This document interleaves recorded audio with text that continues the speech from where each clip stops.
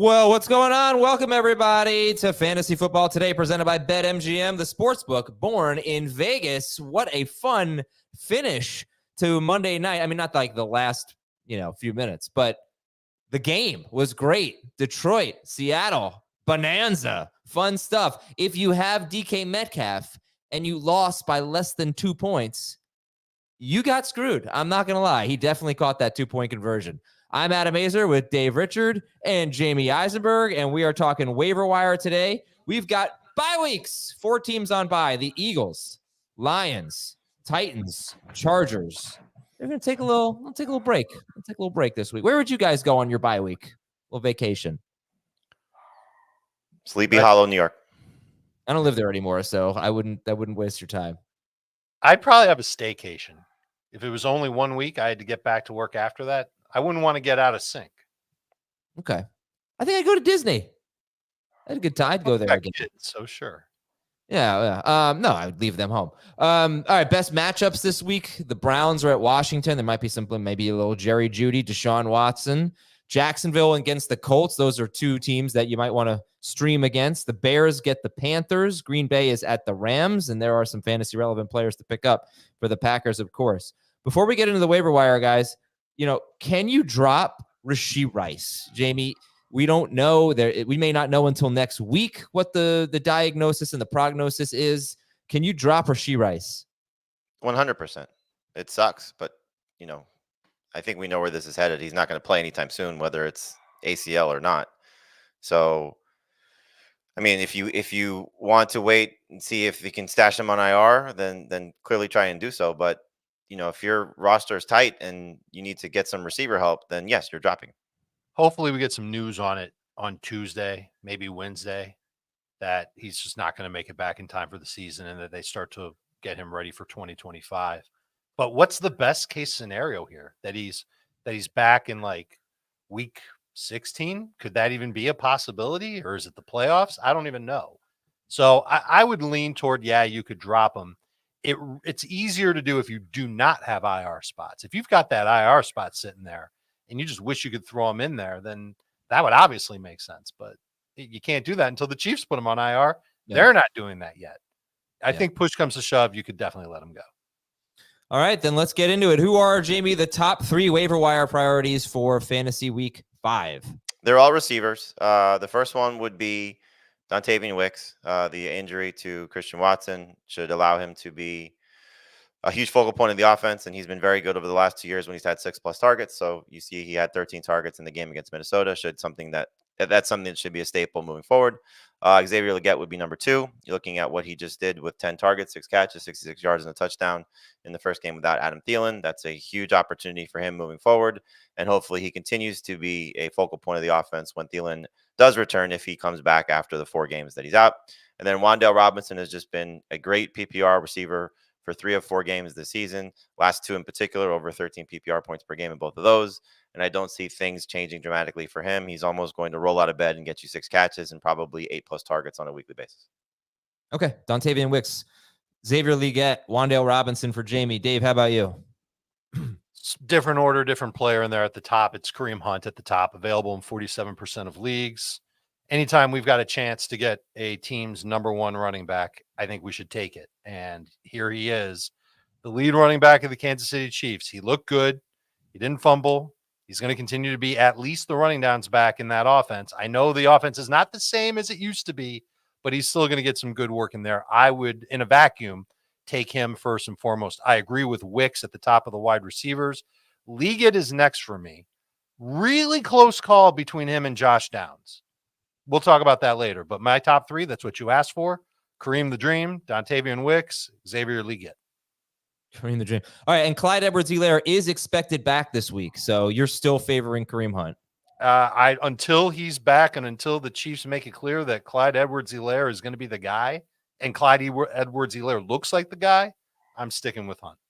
It feels like that backfield is going to be messy because it feels like there's going to be multiple guys doing multiple things. I mean, you saw some Samaje Perine, despite the fact that Hunt was doing a great job.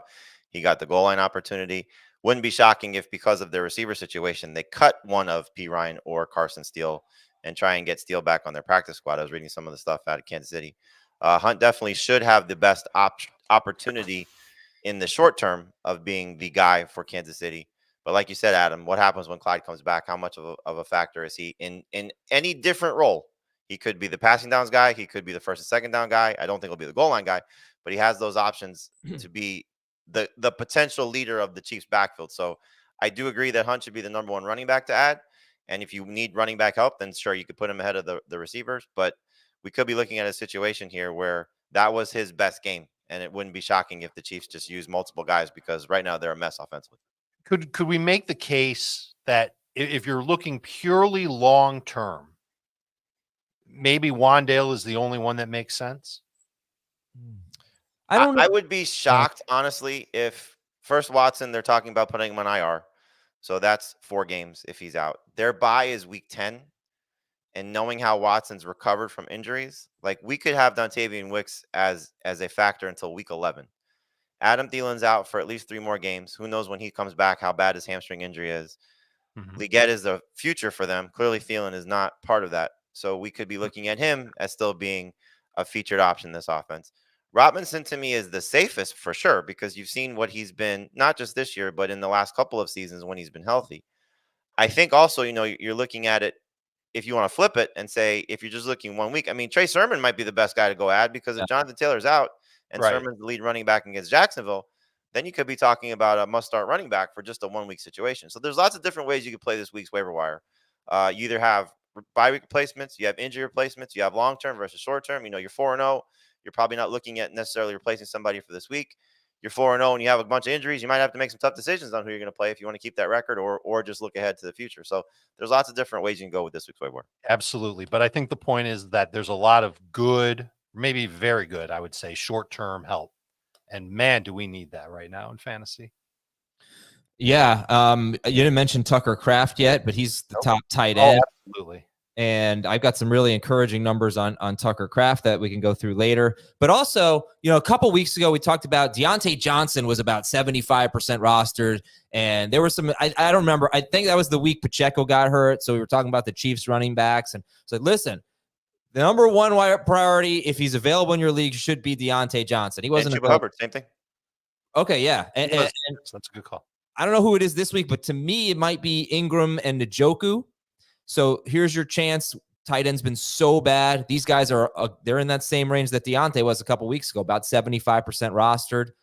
I don't know if they're coming back this week. I mean, I feel like Njoku's closer than Ingram, but maybe you stash him and you have a guy those are 2 guys who were drafted as top 10 tight ends. So they're available. You can take a look at them as well. All right, so it's Wicks and Leggett for both of you, and Wandale would be the third guy for Jamey. Kareem Hunt would be the first guy for Dave, and then Trey Sermon. Like, if Jonathan Taylor were out, would you go Trey Sermon or Kareem Hunt this week? Sermon. Agreed. And if Anthony Richardson were out, maybe Josh Downs. Like, if I told you for sure Anthony Richardson were out this week, maybe Josh Downs would be the best pickup for this week only. He would not for me, but he would certainly be a higher priority. I debated Downs versus Leggett, because even when Richardson was in, when both he and Richardson have been on the field this year, he's got a 33% target per route run rate. He's exciting. He's if you asked me for a top 4, Adam, he would have been 4th for me. Wicks is exciting, though. I mean, I got to say. Wicks is yes. Awesome. Yeah, I mean, we talked about him on Beyond the Box Score. I do think that drops could be a concern, but the targets, he's so explosive. He gets open. Run some deep routes, though. I mean, they were running very deep routes, and that, he's kind of like a high A dot guy. Those guys scare me a little bit, but yeah, they all get open. It's crazy. The offense is so good. And like we said yesterday, Green Bay is a gift to fantasy. Okay, we've got some announcements, some programming announcements. And CBS Sports Network, we're on CBS Sports Network every Tuesday, Wednesday, and Friday, typically at 1 p.m. Eastern, but the schedule is a little bit flexible. So today, which is Tuesday, and tomorrow, which I believe is Wednesday, we're at noon Eastern, both today and tomorrow, noon Eastern on CBS Sports Network if you want to watch a little bit more fantasy football today. And those shows eventually make their way to youtube.com/fantasy football today. Friday stays at 1 p.m. Eastern. Sunday, Schaefer, if you want to help me out, have we finalized our Sunday plan yet? It's not finalized yet, but we'll be on YouTube simulcasting on CBS Sports HQ. I didn't know it was going to be on today, so but from 9 to 10, and then we're going to come back at 11 or 12 to 1 on YouTube only. Yeah, so we're gonna get 9 a.m. to 10 a.m. Usually we're 11:30 to 1. We're breaking it up because we got the London game this week, 9 to 10 a.m. and 12 to 1. So yes, so we'll keep you updated on that. We're all gonna have breakfast together. What'd you say? We're all gonna have breakfast together. Yeah, and Yeah, you guys get a nice little break. Schaefer doesn't know this yet, but Thursday's podcast is going to be at 7 in the morning. So get up, rise. Friday too. Maybe I don't know. I don't know if I can commit to both, but and I haven't asked Dave. But Thursday's podcast is definitely going to be at 7 in the morning. So yeah, we'll be rise and shine with fantasy football today. We'll talk about FAAB when we come back after this break on fantasy football today. Baby, we are gonna start a fire. From world-renowned clubs Simply devastating. to worldwide stars, Wrexham have done it. This incredible ride continues. the English Football League on CBS Sports Network, and stream every match live on Paramount Plus. All right, Dave, how much FAAB are we spending on our favorite players this week? I don't know if just in general I'd go higher than 25% on any of the big prizes this week, but the caveat is you might be desperate. You could be 0-4. You could be 1-3. You really need a running back. You really need a wide receiver. You got to do what you got to do, and you got to spend more than that. But I think 25% is the max is for Kareem, for Wicks.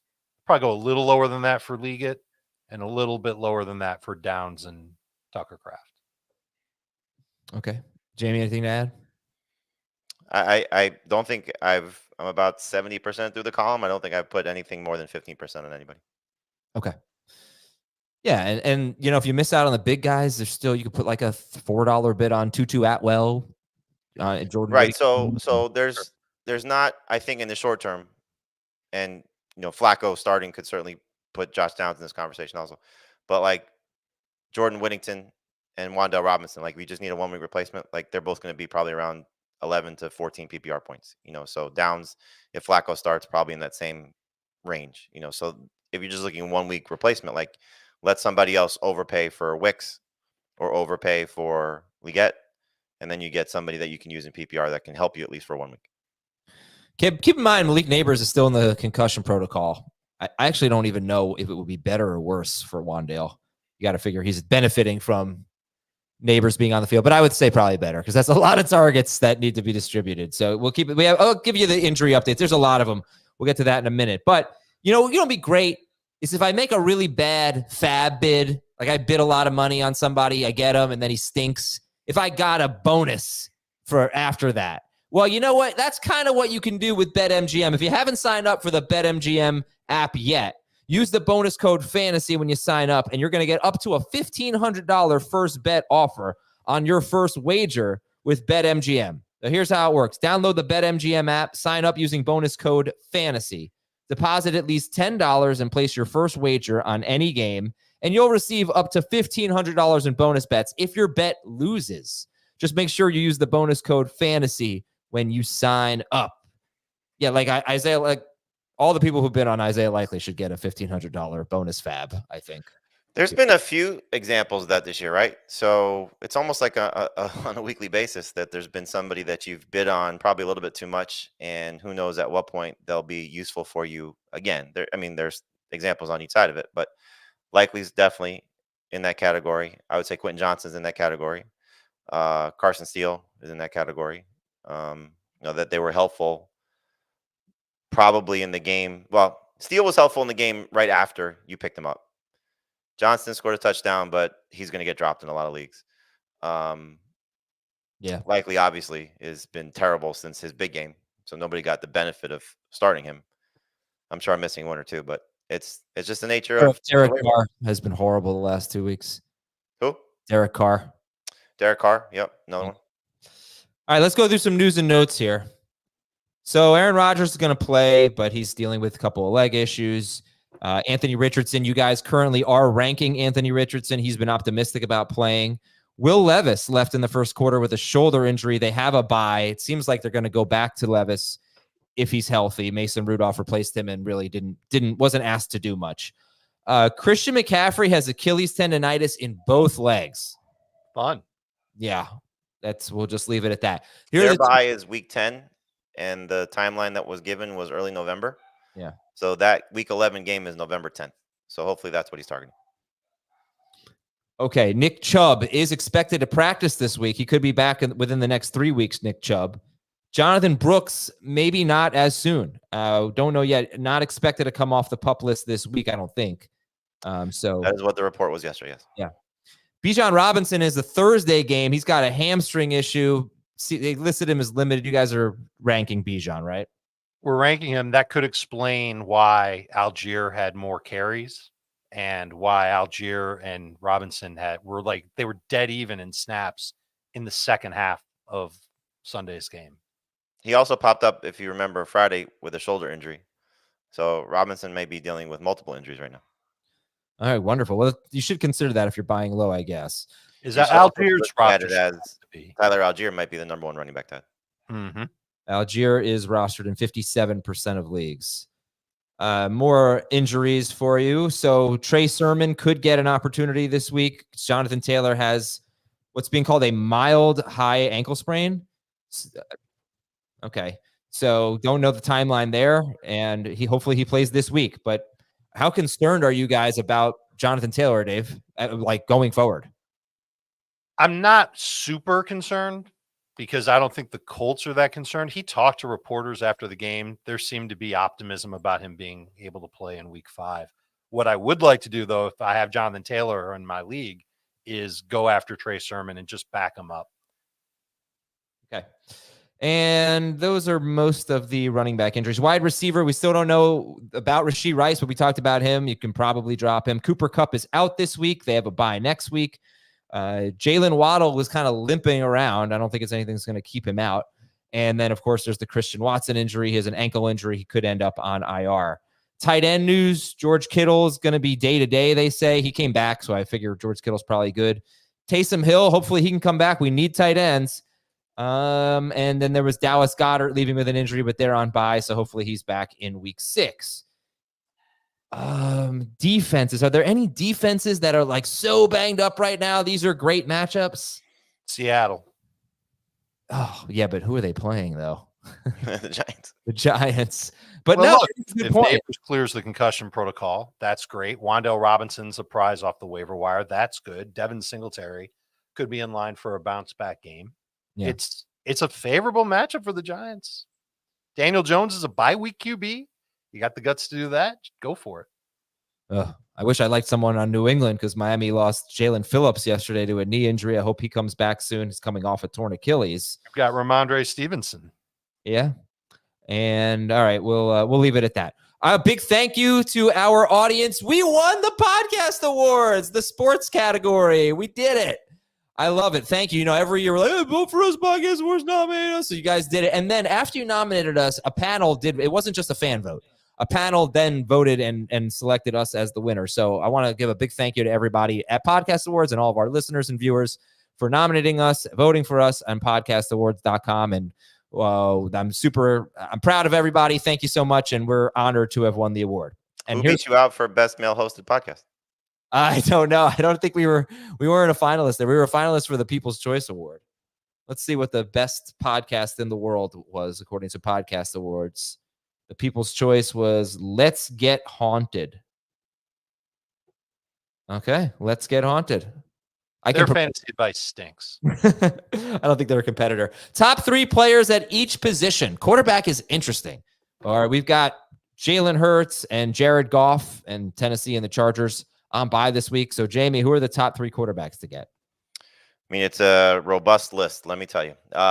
Trevor Lawrence, just because he's got a good matchup and coming off his best game of the season, he's definitely someone to consider. Then I would look at Deshaun Watson, who has a good matchup against Washington. They are still number 1 in most fantasy points allowed to quarterback. So hopefully he takes advantage of it. His offensive line can protect him. And then the third one is either going to be long-term Andy Dalton, because he's coming off a relatively strong game, 19.7 fantasy points. I hope that's the floor, and you saw the ceiling 2 weeks ago with over 30. But it's a tough matchup against Chicago. Short term, however, would be Joe Flacco, because if he does start in place of Anthony Richardson, then he has the potential to be a top 12 fantasy quarterback. We've seen what his upside has been last year when he took over for the Browns, and he just had 19 fantasy points against the Steelers, stepping in for Anthony Richardson. Great matchup against Jacksonville. So those are the 4 quarterbacks to look for this week. Here's the way you play that is if you go to your waiver wire and you see that Lawrence is there, Dalton's there, Stafford, Deshaun, Daniel Jones. All right, a whole buffet of mid QBs. You get Flacco first and carry him until you know whether or not Richardson's going to play. And if Richardson plays, you just drop Flacco. You pick up one of those other quarterbacks. Simple. What if Geno Smith, Justin Fields, or Sam Darnold is available? You're going to go for them first, and you're going to forget about Joe Flacco. Okay. What about Darnold against the Jets, though? You'd You're start him gonna over. forget about everyone, and you're going to start Sam Darnold. He would be better than the guys who are available, but he would be behind Fields. He would be behind Geno Smith. Okay. But you like Sam Darnold better than, say, Deshaun Watson and Trevor Lawrence. Okay. Yes. Dave, top 3 running backs, Kareem Hunt and Kareem Hunt's number 1, and then just based on the possibility that they play in week number 5, it's Trey Sermon and Tyler Algier. If those guys, let's just lay out a scenario where Taylor's fine, Bijan's fine, Hunt would be 1, Roshan is still out there in 44% of leagues, he would be 2. We had fun with Tyler Bidet, didn't we? It's Jaleel McLaughlin, number 3 for me at 59%. okay. 59% available. But so what, not even going to take a shot on Clyde? No. Over like McLaughlin? Okay. No. Kareem Hunt, Trey Sermon, Tyler Algier. But if Sermon and Algier are not looking like options this week, pivot to Roshan Johnson and Jaleel McLaughlin. And the same thing, if you go to your waiver wire and there's a bunch of below average running backs that are sitting there and you think you can get them later in the week, carry, maybe you prioritize. I think you have to prioritize Sermon ahead of Algier because at least Bijan was limited. I can't take seriously that Tyler Algier might have a chance to play in week 5 at this point. Tajay Spears is 65% rostered, so he hasn't been that good. He scored on a direct snap last night, had 15 carries though. And I just wonder if they say this game and they're like, you know what? We're just going to be the most run heavy team in football. No matter who our quarterback is. That's exactly how they felt yesterday. Yeah. I knew that the Dolphins offense couldn't get first downs. So Spears, I would you add Spears or Kareem Hunt if they were both available? Hunt, because Spears on a bye. I know, but let's say, okay, fine. Let's say you didn't need someone this week. If I didn't need someone and they were both available, I would take Spears. I'll stick with Kareem Hunt. All right. You could I also think the move, if you can, is to try and get Spears and Clyde. Spears and Clyde. All right. Because All right. Hunt will go first. Wide receiver news or wide receiver priorities, Jamey. Well, we already did it. So it's for you, it's Wicks. Is it Leggett to Wandale 3 or is I switch that? Leggett 2, Wandale 3, Wicks is 1. Yeah. And then who did I have 4th? The Rams guys, I think. Whittington. Yeah. Over Tutu? Yeah, I like Whittington better than Tutu. Ooh. Okay. So the difference there, Whittington is kind of on the difference there is like Wandale Robinson versus Malik Neighbors. It's like Whittington is kind of the more short area guy. Tutu's the more explosive guy. They're playing the Packers this week. Packers have given up a lot of 20-plus yard catches to wide receivers. They've been a little bit vulnerable there. Dave, it sounds with the way you were talking that you prefer Atwell. Take me to the ballet. I want Tutu. Okay. This is a position also where you're going to see guys like Cortland Sutton and Jordan Addison, Jerry Jeudy, who's got the Commanders. You're going to see guys like that available. So we can break that down a little bit later, like who'd be the best. But actually, why don't we do it now, Jamey? Would you take Jordan Addison over Dontavian Wicks? No. Would you take Cortland Sutton over Dontavian Wicks? No. All right. Sutton, the last 3 number 1 wide receivers against the Raiders have absolutely killed them. Zay Flowers, Deontay Johnson. And Amari Cooper, he had the 82-yard touchdown called back, but he didn't kill them. He killed the Browns. Best pass, maybe the best pass to Deshaun Watson through all game was off Cooper's chest and ended up being an interception. But okay, so Wicks is still a high priority, even if those guys are available. Okay. Dave, tight ends. How do you spell fun at tight end? Kraft. He's been running routes ahead of Luke Musgrave all season long. Had the breakout game in week 4 because the Packers were trailing. I don't think you're ever going to get a game like that from Kraft again, but I do think he's going to be one of those decent floor tight ends in full PPR that you'll feel okay. You'll definitely feel okay using him as a bye week replacement. And he could end up being a top 12 tight end rest of season in this new world that we're living in where tight ends mostly suck and 7 PPR points or 50 yards is awesome. So Kraft, 95% available. I think if you're good at wide receiver, running back, quarterback, no buys to worry about, you might prioritize him as the top guy to get off waivers. He's number 1, and he's not the only decent tight end that's available. Cade Otton has had good reception numbers each of the past 2 games. He's 2 for me. Tyler Conklin is 3. Okay. Kraft, Otton, Conklin. And since the start of the 2023 season, Tucker Kraft has only 43 targets, but among the 42 tight ends with 40 or more targets since week 1 of 2023, Tucker Kraft ranks 5th in yards per target behind George Kittle, Isaiah Likely, Noah Fant, weird, and Mark Andrews.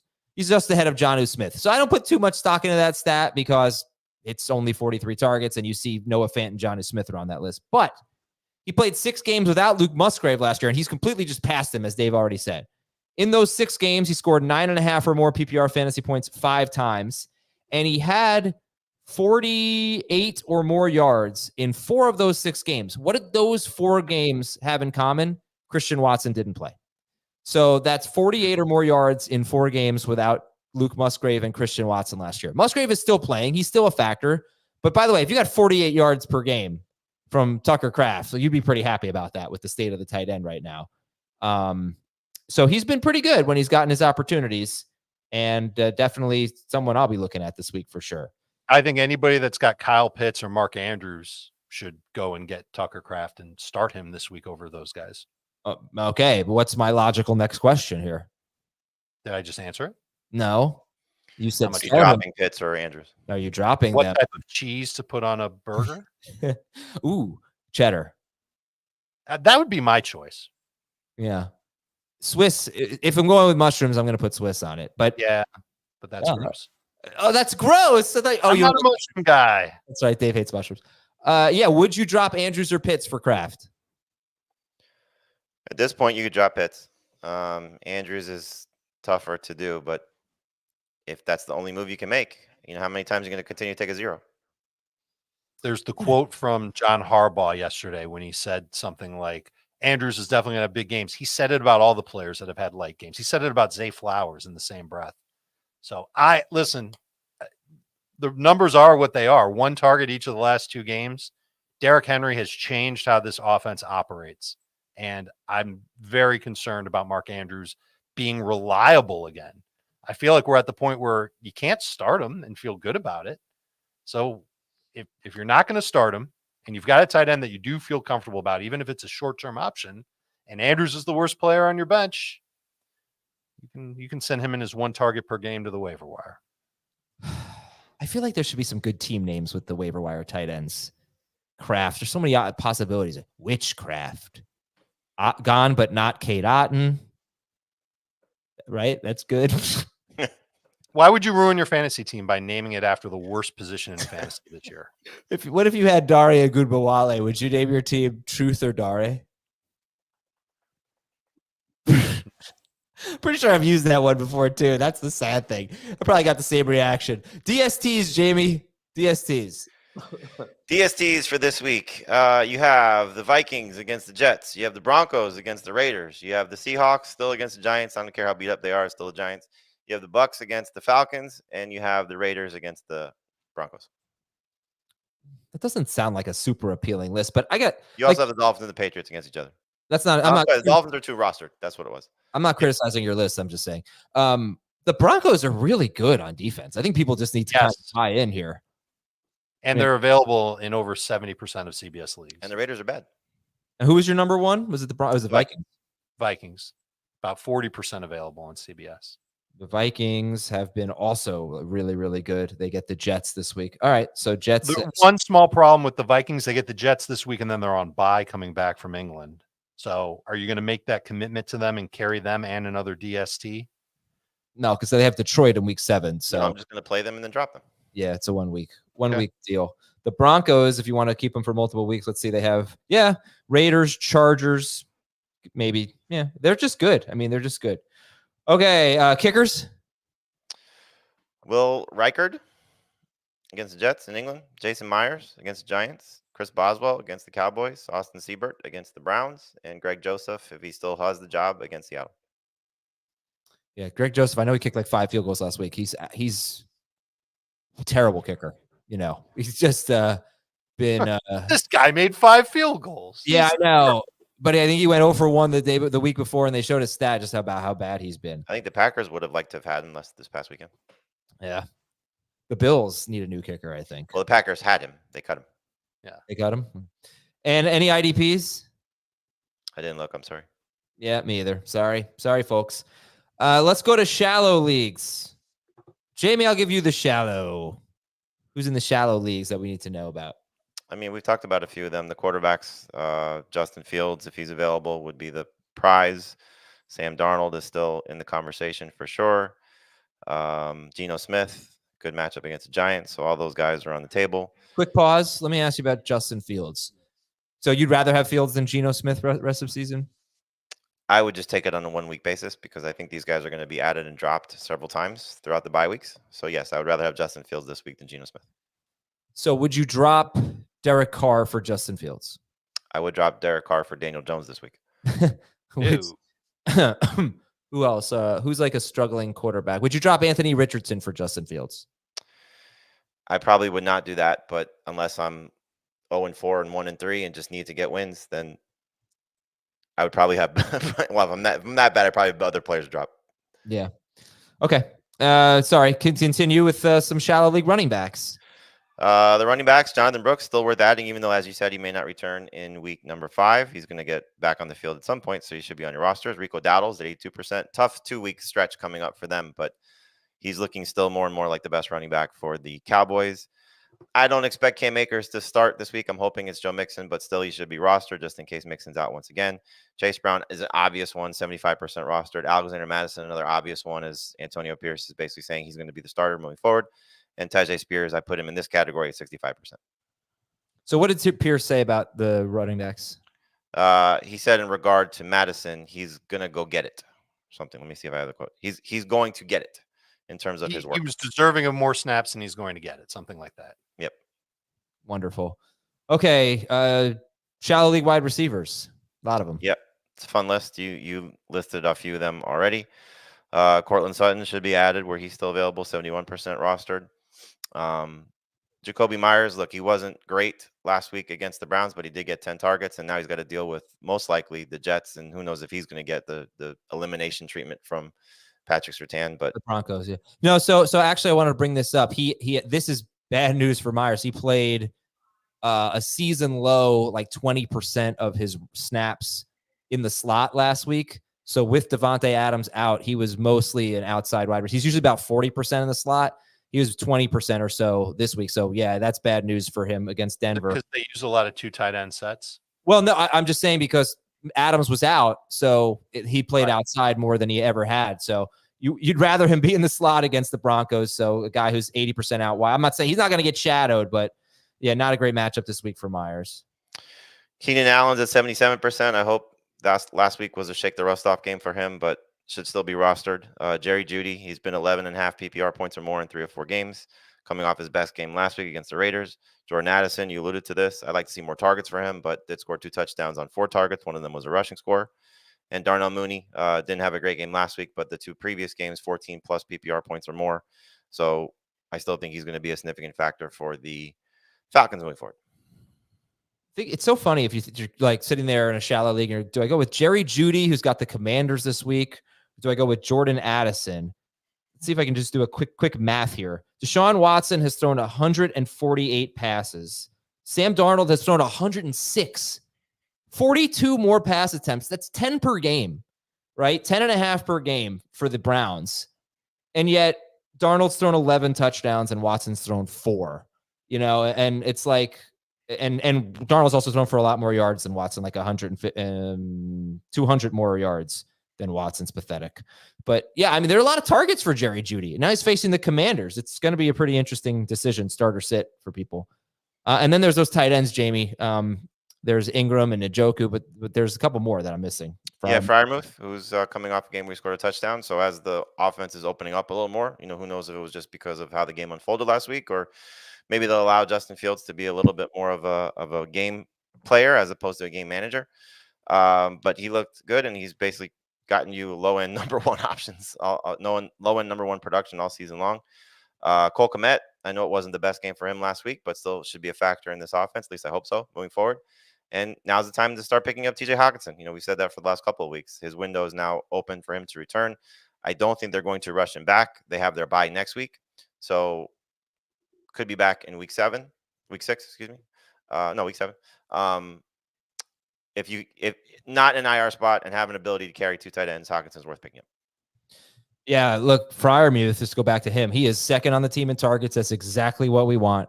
And Kmet, I don't know, Jamey. Like, Kmet to me feels more like a drop. He's had one good game when Caleb Williams threw over 50 passes. It's just too crowded of a receiving core. And honestly, Caleb Williams is playing so poorly right now. Would you drop Kmet for Kraft? Yes. Would you drop Kmet for Conklin? No. Okay.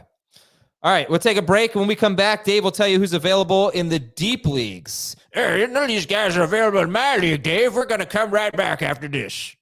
CBS Sports HQ, giving you college football coverage unlike anyone else. We're talking Big Ten. Pre- and post-game coverage. Are you encouraged with the way that this team responded? Along with breaking news. A lot of movement in the rankings this week. Highlights and expert analysis. That streak could be in jeopardy here. Sure. What was your main takeaway from this game? How impressive was his domination? That really changed the football game. Let's go ahead and have some more fun. Another wild ending. The chaos continues. Turn to CBS Sports HQ.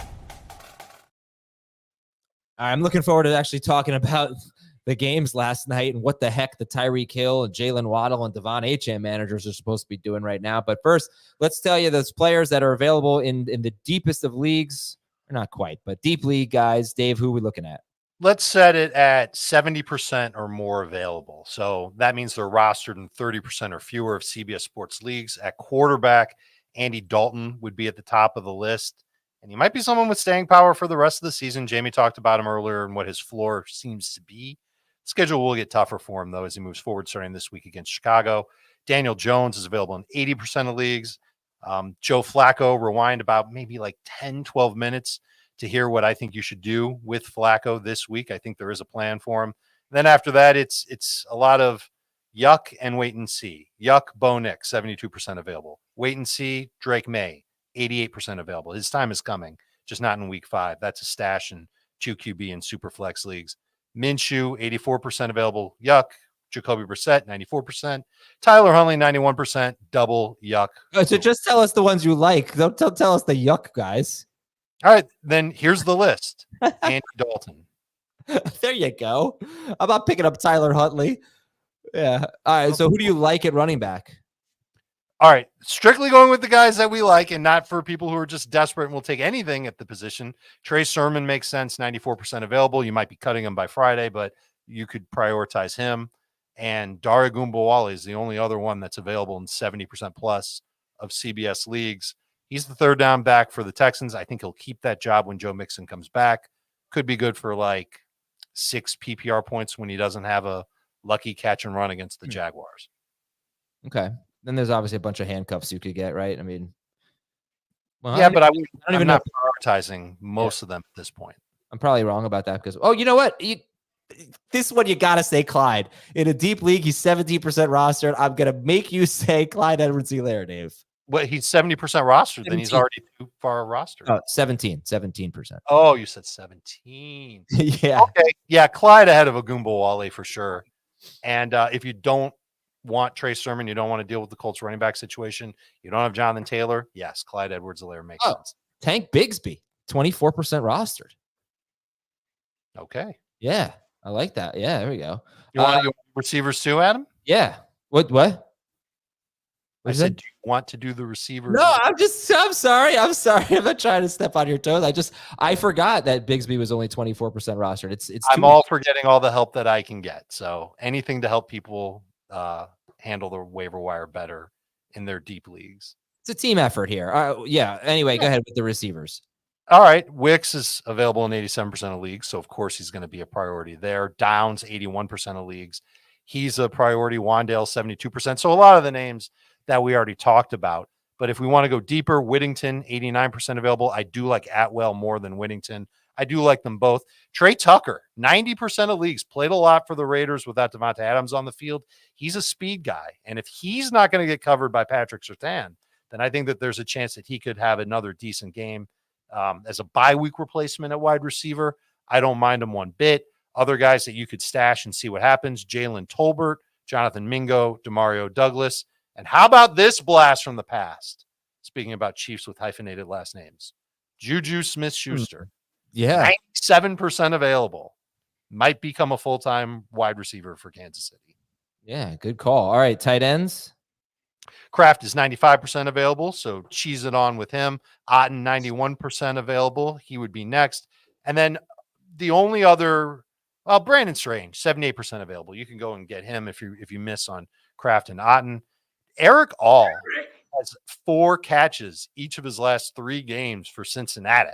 And I wonder if he could end up overtaking Gesicki in the tight end 1 role. He's available in 97% of leagues. I would not start him, but I would absolutely stash him in those deeper leagues. There, my league, yeah. Eric. Just going to keep throwing that. I really want him to become a thing. We don't have any relevant Erics. Like, let's just bring back Eric Decker so I could use What about Eric Henry? Henry. I have a fun on CBS Sports Network today. I have a fun who has more involving Derrick Henry, and we'll see if you guys can get it. Also, I wonder if Noah Gray is going to become. He had 4 for 40 on 4 targets. Someone's going to maybe. No. Okay, let's go to the games last night. Jamey, since you're such a good friend, I'm going to give you Tennessee, Miami. Break it down. Scene.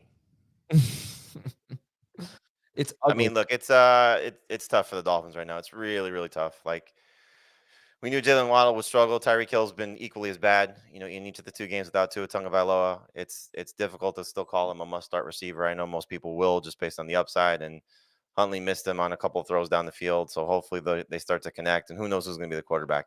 Maybe they go to Tim Boyle, maybe they go back to Skylar Thompson. But until Tua's back and healthy, which we hope is the case, it's difficult to say that the Dolphins are going to be safe. Now this should be a good game for Devon Achane. I really didn't love the matchup against Tennessee, and it played itself out that way. The one thing to keep an eye on is clearly Raheem Mostert, who was getting close to returning. If Mostert comes back, then it makes it even tougher to say Achane's clearly a safe start. Again, I think you're still starting him with 4 teams on a bye. So the way that I would sort of look at it from the Dolphins is Hill, low-end number 2 receiver, Waddle, desperation play at best. Achane, still a number 2 running back. But if you have other options, basically with all these guys, you probably should look to see if you can replace them if possible. There were 180 passing yards in this game combined. And if we're going into a bye week here for Calvin Ridley and DeAndre Hopkins, Dave, are both of them droppable? Hopkins is definitely droppable. Ridley, I'd prefer not to drop because I think Will Levis will come back and he gives some upside to Calvin Ridley. He gives him some life. But if he's the worst player on your bench and you need to make a move on. You're not going to get much in trade for Calvin Ridley, unfortunately. Ridley's had 1 good game out of 4, and the other 3 were miserable. And so I don't know if Will Levis coming back or Will Levis being there is the answer for Ridley at this point. You said it, Adam. I think they're going to be a run-heavy team. But why not? Yeah. Also, he can't beat good cornerbacks. And I didn't really know if Ramsey was going to shadow him. It didn't really matter because they barely threw. They threw right times. But Ramsey did shadow him. And last week, Jair Alexander shadowed him. He just can't do it. He showed it last year and showing it so far this year. I don't know if it's his fault. I mean, for whatever that's worth. But if there's a good cornerback and they're going to shadow Calvin Ridley, like it's it's over. He gets the Colts next when he comes back from bye. That's pretty good. But all right, well, let's to do his better. next 3, he avoids good cornerbacks, but there's still games down the line where he doesn't. So Yeah. He's going to be like a boom bust flex. Let's go to a better game. Detroit 42, Seattle 29. Jared Goff had one of the best games. He was 18 of 18. That's the most attempts without an incompletion, I think, right, in a game. And he also caught a touchdown. So he had more touchdown catches than incomplete passes, which is insane. It was just a really good game for fantasy. I did not going to lie. I was very hesitant to start Ken Walker. I did have to start him as a flex, and he came through with 3 touchdowns. But Dave, what are your major takeaways from this game? I think we're going to continue to target the Lions secondary in fantasy. That's a great matchup. So whenever the Lions are on the field, whoever's playing against them at quarterback, at receiver, get them in your lineup, because I think the Lions are going to have a hard time, A, getting pressure on opposing quarterbacks, and B, stopping the pass downfield. So I love that for Seattle. I wish the numbers were better for Metcalf, for JSN, for Lockett, but they weren't bad, all things being equal, especially since Geno Smith threw the ball 56 times. I don't know if that's going to happen very often the rest of the way, but it was good to see while it did happen. I think you know who to start for the Lions. It's Gibbs. It's Montgomery. It's Amon-Ra. Goff is going to be a good start when the matchup's right. I don't know how you should feel about Sam Laporta. And this, I think it was his best game of the year as far as PPR production goes. But just 4 targets, 4 catches, 53 yards. This is another team in Detroit that did not throw the ball a lot. Goff, 18 of 18, but they didn't obviously throw the ball very much in the game. They didn't have the ball more than Seattle did. Seattle had for nearly 10 minutes more. So I think we'll take what we got from Laporta in week 4, and we'll continue starting him. He's worth holding on to through their bye. And that's the story with him. Got to look at him now as like a middle to low end tight end instead of one of these top tier tight ends. Second straight game with Jahmyr Gibbs not going to target. Yeah, that was interesting too. But again, they only threw the ball 19 times, and one of them was by Amon-Ra St. Brown. He did have a touchdown catch last week without a target on the hook and lateral. But yeah, I know it is weird. And David Montgomery scores every game, but this was kind of a weird game because I have probably a very controversial, but I know people aren't going to agree with it. But like, I was actually a little discouraged by Ken Walker. He's so good, but it's back to what we had last year, because in week 1 it really looked like Charbonnet was kind of not a big factor at all, but now he is like definitively he's the 2-minute drill back. I'm pretty sure he's the 3rd down back. So Walker could be a little touchdown dependent. I hope they keep throwing to him. He's so good in the passing game. That somersault weird play was like one of the craziest plays that you're going to see. But he had 4 catches. But again, Geno threw 56 passes. And like, I don't know. I mean, it's hard for anybody to come away discouraged from Ken Walker. But his role looks like it's going to be what it was last year. Maybe. I mean, maybe. Look, it's also his first game back after a 2-game absence, so he had 16 total touches, 12 of them were carries, and they were chasing the entire game. And he played maybe the best run defense in football, and he had a huge game. So, I mean, it's all good stuff. But yeah, then, like for anybody to be disappointed, I get your point, but for anybody disappointed about it, like, that's crazy. Well, I mean, I guess the way you would spin it is, would you sell high on Ken Walker, Adam? No. I would sell him for Bijan. If Bijan's healthy, I would sell him for Bijan. Yeah, I don't know about that now. Yeah, I mean, in a full PPR league, I would for sure, because Bijan is such a huge part of the passing game, and I don't really know that Walker is. Again, the 4 catches are great, but 56 pass attempts. And then that brings me to the other thing. It's like, I have a lot of JSN. That's a guy I might try to sell because he's only been good when Geno Smith has thrown 44 or more passes. Lockett's still too much of a factor to me. I don't know. How are you guys feeling about JSN? I'm very excited about the future. So he's an outstanding number 3 wide receiver. I wouldn't be selling. No? Yeah, I don't. I mean, now, obviously, if you're getting something better, I would give him up for something if good. I could turn JSN into Brandon Ayuk, I'd be doing it. Right. Okay. But you're not actively trying to trade Smith and Jigba, and nor should you. I just want to check, make sure I'm not talking out of my butt here. The 3rd down snaps. No, you have a handsome face. Charbonnet was 7 of 10 on 3rd down. Okay. And the 60-40 split overall between Walker and Charbonnet. All right, that's it for those games. Let's, I guess, drop-o-meter. Should we do the drop-o-meter? I mean, I think it's our duty as fantasy analysts. It's not that exciting today. Derek Carr, 0 to 10. 10. 10. Caleb Williams, 0 to 10. 7. He's got Carolina this week, so you might need him as a bye week replacement. I will say 8. Keenan Allen, 0 to 10. 2. It's like a 6 in non-PPR and a 3 in full PPR. Roma Dunze, 0 to 10. 8. I don't want to drop Rome. 8 and an I don't want to drop. Christian Watson, 0 to 10. 10. I want to stash him on IR. Well, let's say he doesn't go on IR. Then I'm not drop. I don't want to drop him. He'd be like a 3. Christian Watson. Yeah. That's what you said, right? 3. Yep. Mm-hmm. Cole Kmet. 0. 7. All right. Mike Gesicki. 10. 10. Kyle Pitts. 27. Okay. 2. You should have never took him in the first place. Quarterbacks on waivers. Geno Smith. Oh, well, in this order, Justin Fields, Geno Smith, Sam Darnold, or Justin Fields, Sam Darnold, Geno Smith? Fields, Smith, Darnold for this week.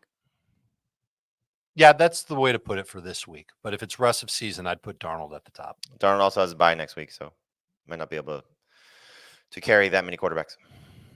Yeah, I mean, Darnold has the Jets and a bye. He has been unbelievable. He has not thrown more than 28 passes yet, and he scored more than 20. He scored 23.9 or more points in 6-point leagues in 3 or 4 games. It's like just incredible. He's got the Lions after the bye. Yep.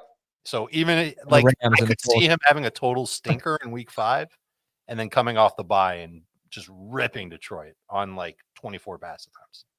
I mean, right now on paper, his 4 games after the bye are really good. Lions, Rams, Colts, Jaguars. If you need a quarterback this week, are we going to get 20 fantasy points from Trevor Lawrence against the Colts? 3 of 4 quarterbacks have scored 20 or more fantasy points, including Caleb Williams and Justin Fields against the Colts. Are we going to get 20 fantasy points from Deshaun Watson at Washington or Andy Dalton at the Bears? I'd go Lawrence first, Dalton second. I can't trust Watson after what I've seen. Lawrence, Watson, Dalton. Watson, by the way, has already faced the Jaguars. They are giving up the second most fantasy points to quarterbacks, and he scored 15.4 fantasy points with a rushing touchdown. The other 3 quarterbacks to face the Jaguars have had passer ratings of 101 or better. Granted, they are Tua, Josh Allen, and CJ Stroud. But Watson had a 78.8 passer rating. So he's already had the second best matchup in fantasy. He's been terrible. Now he has the best one. And we'll see if he can be okay. And then Dalton gets the Bears, who have been unbelievable against quarterbacks. Levis, Stroud, Richardson, and Stafford. They are number 1 against quarterbacks. I mean, that's murderer's row. Well, Stroud scored 16 points, and they just like the Texans had a really bad game in Chicago, and that's where Dalton is. But I mean, Dalton is playing really well. I guess it wasn't a great game for him, but I thought he looked pretty good. 19.7 fantasy points against the Bengals. All right, and then there's Flacco. If Flacco's in, are you starting Flacco over Lawrence, Watson, Dalton? That's it. Yes. Yep. Okay. So as Dave said, you can pick up Flacco first, and then if Richardson's making good progress, you can pivot to one of the other guys. What about Kirk Cousins against the Bucs? What about him? Not interested? No. Okay. He's in the mix with these other guys, but that just shows you where he is. Running backs. Jonathan Brooks, Rico Dowdle, Cam Akers, if he gets another week. Chase Brown is available in 25% of leagues. Alexander Madison, Tajay Spears. These are the shallow league guys. So the running backs to get are Kareem Hunt and or Clyde Edwards-Helaire. Jamey put Justice Hill on here. Hard to predict when he's going to have a good game, but he could have a very good game. He's done that twice. 2 of 4. He's been very good. Yeah. What were his final numbers against Buffalo? 4 carries for 18 yards, 6 catches for 78 yards, and a touchdown. Okay, so I remember he scored in that game. I didn't know how many catches and yards that he had through the air. That was a little surprising to me that he did that well in a game where the Ravens were in total control running the ball. Usually I would lean toward Justice Hill in matchups where I think they're going to have to throw. And I thought that would have been the case last week to a degree against Buffalo. And he said he came through. So I like Justice Hill as a PPR bye week replacement running back. I mean, they might throw 15 times against the Bengals. That would be a lot for them.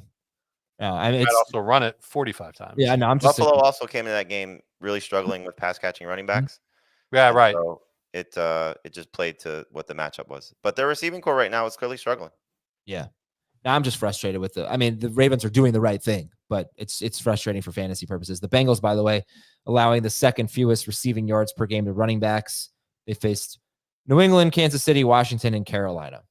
Trey Sermon, where would he be ranked this week if Jonathan Taylor were out? 22, 23 in that range. Yeah, maybe even a little bit higher than that because it's Jacksonville.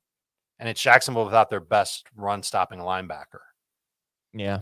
It's still not a guarantee he would get every snap. True. Because Tyler Goodson could also get some work. Yeah, but he'll play the running downs. He'll work at the goal line. He's done that a little bit when Taylor's played. And you also have, he did it once. You also have the situation with, is Richardson in or out? Because that changes, I think, how they operate from clearly everything. Tank Bigsby is probably someone you want to take a look at here. 24%. Tyler Algier would be a huge play if Bijan were out. Bijan was listed as limited, right? Not DNP. Right. Limited. So he's probably going to play. That's why I wouldn't be so hot to trot with Algier. Roshan, still worth a look. He did get the goal line work, and DeAndre Swift's only had one good game. Jalen Wright had almost as many carries as Achane. He had 9, but obviously Mostert could come back. Achane had 10 yesterday. Wright Wilson got hurt in pregame warmups, though. So if Mostert doesn't come back, he's now next man up if something happens to Achane. We know Emmanuel Wilson's been good, in his limited role. Ty Chandler's a potential lottery ticket. Antonio Gibson's had 3 catches in 2 straight games, and Kendry Miller is eligible to come back, but he's at the very bottom of this list for a reason. I still think. Jaleel McLaughlin's not on your list, but Dave likes him quite a bit. Dave, quite a bit's a stretch. Sorry, comparison to the other running backs, I guess. Comparison to other running backs is kind of a stretch too. Okay, I thought you had him 3rd. I did, but I moved Justice Hill up. I added Algier. Okay. Moved Roshan up ahead of him. Moved Clyde up ahead of him. Okay. I know Blake Corum has done absolutely nothing. Still, he's a handcuff. Good handcuff. A good handcuff. If he even is the handcuff, though, could be Ronnie Rivers. Yeah, well, Rivers has been playing ahead of him, but I bet those two would play in tandem at minimum. You would hope. All right, wide receivers. Oh, someone's asking about Jeremy McNichols. It's not a bad call, but that's assuming that Austin Eckler's out for another week, and hopefully he clears the concussion protocol. Yes. Jeremy McNichols, right? Yep. Because of Jeremy. What? That was Eddie Vedder talking about. That was not Eddie Vedder. It was 100% Eddie Vedder. I should call him. I got him to do a drop. I said, "Hey, can you do a Jeremy McNichols drop?" Wide receivers. All right, the shallow league guys are Keenan Allen, Jacoby Myers, Jerry Jeudy, Jordan Addison, Darnell Mooney, Cortland Sutton. Of that group, Jamie, who's the prize? Keenan Allen, Jacoby Myers, Jerry Jeudy, Jordan Addison, Cortland Sutton, Darnell Mooney. It's between Mooney, Jeudy, and Sutton.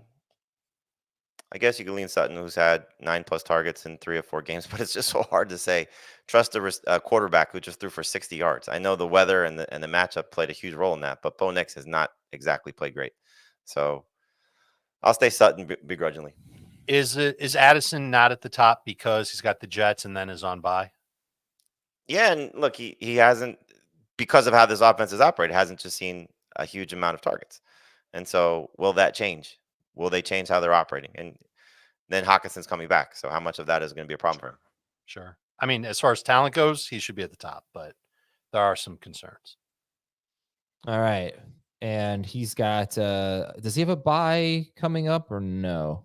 I mean, at some point, yes. Oh, he has no. So he has the Jets and then he has a bye. Right. So that's like not a really compelling case to add Jordan Addison. Okay. So anyway, add Dontavian Wicks. You know what? I'm really sorry. This is a failure on my part. Have we even mentioned Romeo Doubs? We need to. There's a lot of other I receivers. mean, I have him written up with Wicks. Look, Dobbs has just not been fantastic so far this year, but you go back to last year and you're kind of getting almost 10 PPR points per game in the games where even when you score touchdowns. So he's still third at best. It's almost like Wicks just kind of replaces Christian Watson in number 2 in the pecking order. And then you now have the Tucker Kraft factor as well. So I don't think you should prioritize Dobbs, let's say, ahead of Leggett or Robinson, and then you could put him even behind the Rams guys, whichever one you like, Whittington or Atwell. So he's not the most prioritized receiver you should be going after, but he's certainly in conversation. I mean, there's an opening, and this offense does have the ability, as you alluded to, Adam, to put up a lot of points and a lot of production for its receivers. He's got the most routes run among Green Bay wide receivers this year, and he's 5th in target per route run rate at 16.4%. I think I would go Dobbs, Leggett. No, I'm sorry. I would go Wicks, Leggett. Not third. Sorry. Wicks, Leggett, Dobbs, Wandale for me. I would put him ahead of Wandale. Yeah, I wouldn't do that. Okay. I mean, in a half PPR or a non-PPR league, it's easy. But in a full PPR league, Wandale does get a lot of catches, but the Giants just can't score touchdowns. I think there just aren't that many good offenses. So any chance I get to attach myself to a great offense, potentially great offense, I'm going to take it. So that is what we may have here with the Packers. I don't know, maybe even with the Panthers. With a great schedule for Green Bay moving forward too. Like their next 4 games are pretty fantastic from a passing game standpoint. Yeah, I was going to say to buy high on Jordan Love tomorrow. I mean, you can't buy low, but he could be so good. All right, anywho, we've talked about Wandale, Leggett, Jordan Whittington, and Tutu Atwell. Jamey favors Whittington, Dave favors Atwell. They get Green Bay, who have not really been very good against wide receivers this year. You got Allen Lazard. Dave, you said there were other wide receivers to talk about. Lazard, Downs, Mike Williams, Tyler Lockett. Who do you want to talk about? So Dobbs was going to highlight that list of other receivers to talk about, and a lot of the other names came out when we talked about the deep league waiver wire ads. So I'll just run through the names. If there's anyone that stands out, tell me. Dobbs, we just talked about. Whittington, Tucker, or Jordan Whittington, Trey Tucker. I'll throw in first names. Tyler Lockett, Allen Lazard, and Michael Williams with the Jets. And I might prefer Williams long-term over Lazard. Michael Wilson with the Cardinals, Jalen Tolbert, Jonathan Mingo. We're collecting Panthers receivers now. Demario Douglas, Keon Coleman's only available in 34% of leagues. I could see his role growing, and Juju Smith-Schuster, as opposed to other Jujus out there that you might confuse them with. I'd like to stash Tolbert and Juju. I think. See what happens there. I'd like the Chiefs to make a trade. I'd love that. What are they giving up for Tyreek Hill? I don't think they're getting Tyreek Hill because the Dolphins are hoping Tua comes back, but I wouldn't be surprised if the Browns give up Amari Cooper. I wouldn't be surprised if the Titans give up DeAndre Hopkins, and probably Hopkins they can get for next to nothing. Cooper would probably cost them a little bit just because the Browns, I'm sure, still consider him to be a big piece of what they're trying to accomplish this season, but it feels like both those guys could be, available via trade. All right, guys, let's go to tight ends here and see if you can get Njoku, Ingram, Freiermuth, Hawkinson, Cole Kmet, but Tucker Kraft. So of those guys that I just mentioned, if you were rostering Kmet, Njoku, Ingram, or Freiermuth, would you drop any of them? I know you said Kmet, yes. Would you drop the other guys for Tucker Kraft? So that's for Njoku and Ingram? Yeah, Njoku, Ingram, and Freiermuth. Yeah, because you don't know when those guys are playing. And it's not like, Njoku was great with Deshaun Watson last year. Is he going to be great with him this year? Probably not, especially with the way that Jerry Jeudy's playing. So I take my chances with Kraft, who now has an opportunity to improve without Christian Watson there. So, yeah. I might keep Njoku ahead of Kraft. All right, Taysom Hill. If Taysom Hill plays, you gotta pick him up. He's 42% rostered. And then there's Cade Otton, back-to-back games with 8 to 9 targets and about 50 yards. Well, the other part of that, though, is, Dave mentioned he's playing well lately. Certainly this past game for Tampa Bay. They lost both why am I screwing up his name? McMillan and Trey Palmer both got hurt. Okay. But they got Sterling Shepard, Jamey. Yeah. That OU connection, Boomer Sooner with Mayfield. And then there's Conklin at Minnesota, and then Eric All. And you put Juwan Johnson on here. Is that because of Taysom Hill's injury? Oh, because they're playing the Chiefs. Playing Chiefs. I think he's kind of taken over for Morrow, kind of past him. It's a deep league dart throw. And I believe he had a catch called back last week. Big being a relative term. Noah Gray, 4 catches for 40 yards on 4 targets. We just got to see who steps up in Kansas City. And that's what Andy Reid said. He's like, we have a lot of guys. He didn't want to put it all on Xavier Worthy. And it wouldn't be surprising if they use more just 2 tight end sets and keep Noah Gray involved. Okay, kickers and DSTs. The DSTs are the Vikings, the Broncos. Vikings get the Jets. Broncos get the Raiders. The Seahawks against the Giants. The Buccaneers are at Atlanta. And the Raiders are at Denver. Kickers, Will Riker, Jason Myers, Chris Boswell, Austin Siebert, and Greg Joseph. And that is it for Fantasy Football today. We'll see you at noon Eastern on CBS Sports Network. Thanks for watching, everybody. Talk to you later.